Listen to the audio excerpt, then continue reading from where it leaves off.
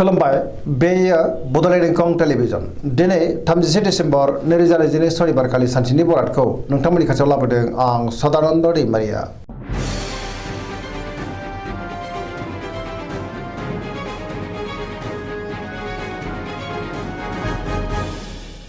सिगां फरायनो लादों मेष राशि गिबि हांखो अ ल दिनैनि साना जोबोर मोजां गोबां मोजां खाबु फैनोबो हागौ बहाबा थाङोब्ला दिनै जोबोर मोजां आरो मोजाङैनो हान्थिनोबो हागोन मावनो लानाय खामानिखौ थिसमनो आरो गोरलैयैनो मावफुंनोबो हागोन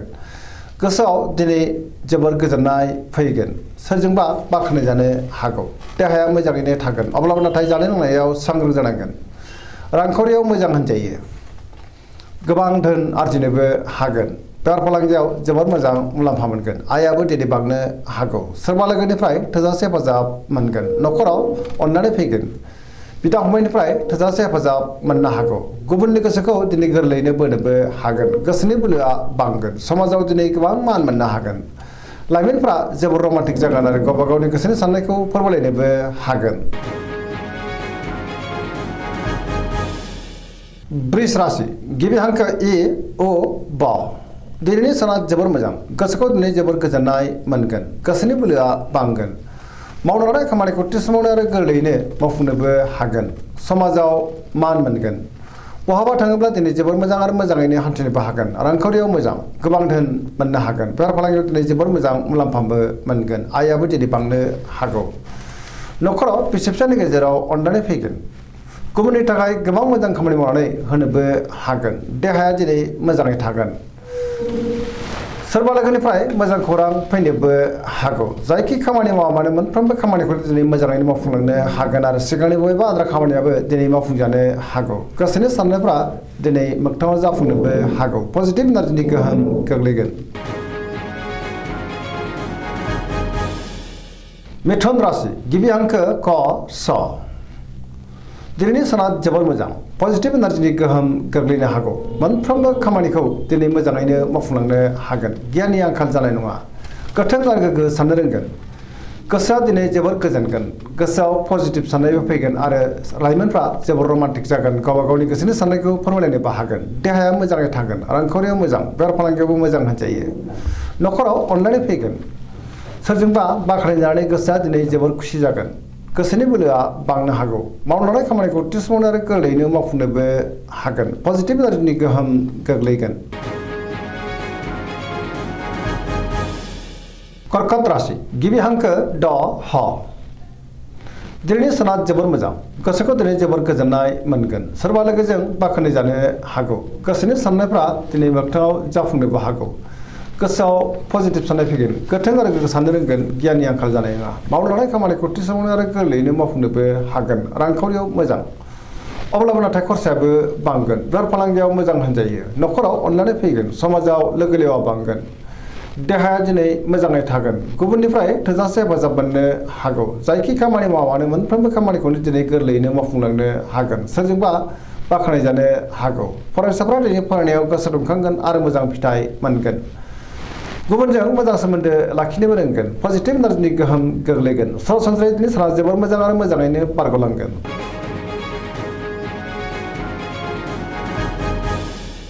सिंह राशि गिबि हांखो म ट दिनैनि साना जोबोर मोजां गोसोआव पजिटिभ साननाय फैगोन गोथों आरो गोग्गो साननो रोंगोन गियाननि आंखाल जानाय नङा मावनो लानाय खामानिखौ थिसमनो आरो गोरलैयैनो मावफुंनोबो हागोन सोरजोंबा बाख्नायजानानै गोसोआ दिनै जोबोर खुसि जागोन समाजाव लोगो लेवा बांनो हागौ बहाबा दावबायनो एबा हान्थिनो खाबु मोनगोन रांखावरियाव मोजां अब्लाबो नाथाय खरसायाबो बांगोन बेफार फालांगियाव मोजां होनजायो गोसोनि साननायखौ दिनै गुबुननो फोरमायनोबो हागोन लाइमोनफ्रा जोबोर रमान्टिक जागोन न'खराव दिनै अननानै फैगोन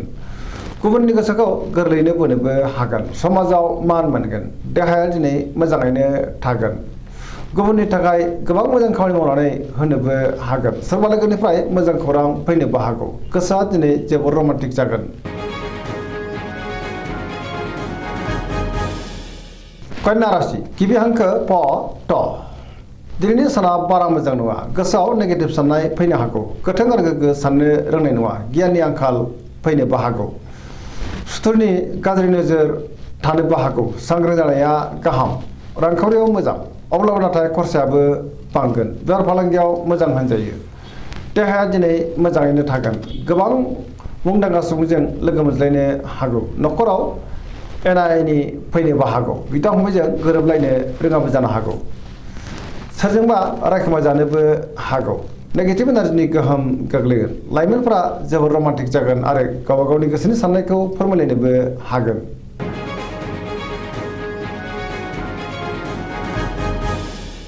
तुला राशि गिबि हांखो र ट दिनैनि साना जोबोर मोजां गोबां रोखोमनि जेंनाफोरखौ दिनै सुस्रांनो हानानै गोसोखौ जोबोर गोजोननाय मोनगोन गियाननि आंखाल जानाय नङा गोसोनि बोलोआ बांगोन गोसोनि साननाया जाफुंनो हागौ मावनो लानाय खामानिखौ थि समावनो आरो गोरलैयैनो मावफुंनो हागोन देहाया दिनै मोजाङै थागोन रांखावरियाव जोबोर मोजां मोननो गोनांखौबो दिनै मोननो हागौ रां फालांगियाव जोबोर मोजां मुलाम्फा मोनगोन सोरजोंबा बाख्नाय जानो हागौ समाजाव मान मोनगोन गुबुननि थाखाय गोबां मोजां खामानि मावनानै होनोबो हागोन सोरबा लोगोनिफ्राय थोजासे हेफाजाब मोननो हागौ गोदान थांखि लानो रोंगोन सेंग्रा सिख्लाफोरनि गोसोआ दिनै जोबोर रमान्टिक जागोन आरो गावबा गावनि गोसोनि साननायखौ फोरमायलायनोबो हागोन पजिटिभ एनार्जिनि गोहोम गोग्लैनोबो हागौ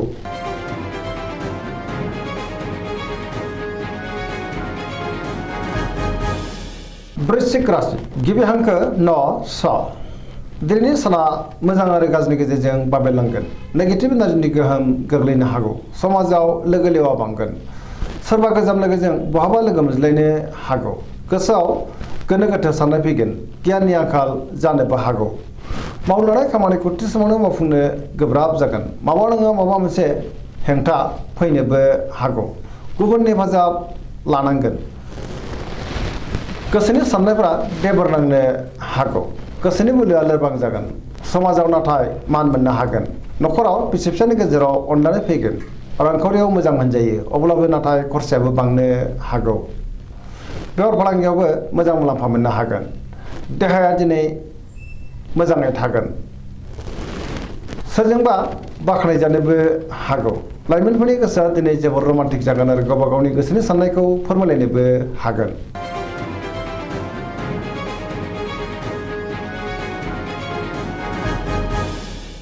धनु राशि गिबि हांखो ध फ भ दिनैनि साना जोबोर मोजां गोसोआव बोलो बांगोन मावनो लानाय खामानिखौ थि समावनो आरो गोरलैयैनो मावफुंनोबो हागोन माबा नङा माबा मोनसे मोजां खौरां फैनोबो हागौ गोसोनि साननायफ्रा दिनै मोगथाङाव जाफुंनोबो हागौ रांखावरियाव जोबोर मोजां मोनजायो मोननो गोनांखौ मोननो हागोन आरजिनाय दोनखौबो दिनै दोनथुमनो हागोन बेफार फालांगियावबो दिनै जोबोर मोजां मुलाम्फा मोनगोन आयाबो दिनै बांनो हागौ समाजाव मान मोनगोन बहाबा हान्थियोब्ला दिनै जोबोर मोजां आरो मोजाङैनो हान्थिनोबो हागोन देहाया मोजाङै थागोन न'खराव अननानै फैगोन बहानिफ्रायबा मोजां खौरां फैनोबो हागौ लाइमोनफोरनि गोसोआ दिनै जोबोर रमान्टिक जागोन आरो गावबा गावनि गोसोनि साननायखौ फोरमायलायनोबो हागोन पजिटिभ एनार्जिनि गोहोम गोग्लैनो हागौ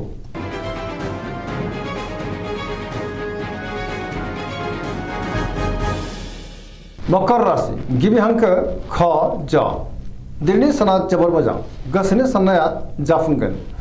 मावनो लानाय खामानिखौ थि समावनो आरो गोरलैयैनो मावफुंनोबो हागोन रांखावरियाव दिनै जोबोर मोजां अब्लाबो नाथाय खरसायाबो बांनो हागौ मोननो गोनांखौबो दिनै मोननो हागोन बेफार फालांगियाव जोबोर मोजां मुलाम्फा मोनगोन सोरजोंबा बाख्नाय जानो हागौ गुबुनजों मोजां सोमोन्दो लाखिनो हागोन मोनफ्रोमबो खामानिखौनो दिनै गोरलैयैनो मावफुंलांनो हागोन गोदान खामानियाव आखाइ होजेननोबो हागोन न'खराव बिसि फिसायनि गेजेराव अननानै फैगोन बिदा फंबायजों मोजां सोमोन्दो थागोन आरो बिमा बिफानि अननाय आरोफोरखौ मोननो हागौ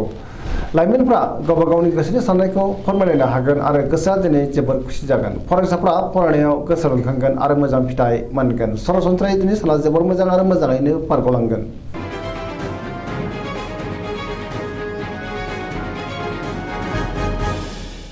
कुम्भ राशि गिबि हांखो ग स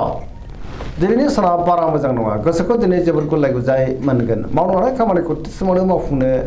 हागोन अब्लाबो नाथाय सोरबा लोगोनिफ्राय गाज्रि खौरांबो फैनो हागौ समाजाव मान मोनगोन गोबां मुंदांखा सुबुंजों दिनै लोगो मोनज्लायनोबो हागौ रांखावरियाव मोजां अब्लाबो नाथाय खरसायाबो बांगोन देहाया दिनै बारा मोजां थानाय नङा गोबां रोखोमनि देहायारि जेंनाजों मोगा मोगि जानांनो हागौ जानाय लोंनायाव सांग्रां जानांगोन न'खराव बिसि फिसायनि गेजेराव अनलायनाय फैगोन गुबुननिफ्राय थोजासे हेफाजाबबो मोननो हागौ बहाबा थाङोब्ला दिनै जोबोर मोजां अब्लाबो नाथाय लामा सामायाव सांग्रां जानांगोन नेगेटिभ एनार्जिनि गोहोमबो गोग्लैनो हागौ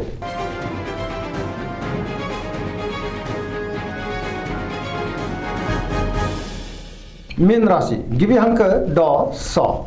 दिनैनि साना जोबोर मोजां गुबुननि थाखाय गोबां मोजां खामानि मावनानै होनोबो हागोन गोसोआव दिनै पजिटिभ साननाय फैगोन गोथों आरो गोग्गो साननो रोंगोन गियाननि आंखाल जानाय नङा गोसोनि बोलोआ बांगोन गावनि गोसोनि साननायखौ दिनै गुबुननो फोरमायनोबो हागोन देहाया मोजाङैनो थागोन अब्लाबो नाथाय जानाय लोंनायाव सांग्रां जानांगोन रांखावरियाव मोजां बेफार फालांगियावबो मोजां होनजायो न'खराव बिसि फिसायनि गेजेराव अनलायनाय फैगोन बिदा फंबायजों मोजां सोमोन्दो थागोन सोरजोंबा बाख्नाय जानो हागौ सेंग्रा सिख्लाफोरा जोबोर रमान्टिक जागोन आरो गावबा गावनि गोसोनि साननायखौ फोरमायलायनोबो हागोन फरायसाफ्रा दिनै फरायनायाव गोसो दुंखांगोन आरो मोजां फिथाइ मोनगोन धोरोमारि बिथिङावबो गोसो दुंखांनो हागौ पजिटिभ एनार्जिनि गोहोम गोग्लैगोन